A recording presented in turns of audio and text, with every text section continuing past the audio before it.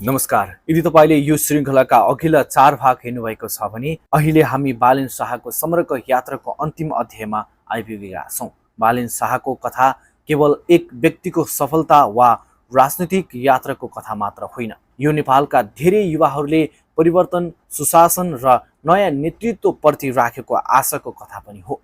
परिवर्तनको प्रतीक जब बालेन शाह स्वतन्त्र उम्मेदवारका रूपमा चुनावी मैदानमा उत्रिए, धेरैले उनको जितलाई असम्भव मानेका थिए। तर काठमाडौँ महानगरपालिकाको निर्वाचन परिणामले नेपाली राजनीतिमा नयाँ सम्भावनाको ढोका खोल्यो।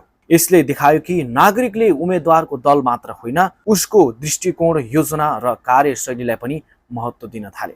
मेयर बनेपछि बालेन शाहले शहरी व्यवस्थापन, सार्वजनिक स्थानको संरक्षण, प्रशासनिक सुधार र कानुन कार्यान्वयनका विभिन्न पहल गरे।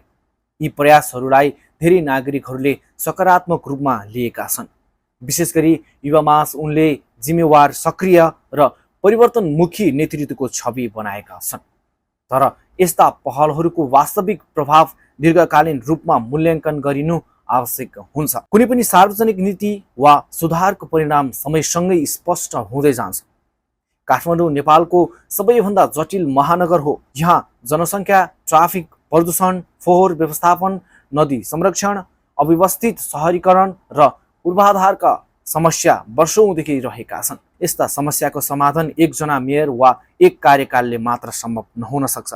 स्थानीय, प्रदेश र सङ्घीय सरकार बीच समन्वय, पर्याप्त बजेट, कानुनी प्रक्रिया र नागरिकको सहभागिता पनि आवश्यक हुन सक्छ।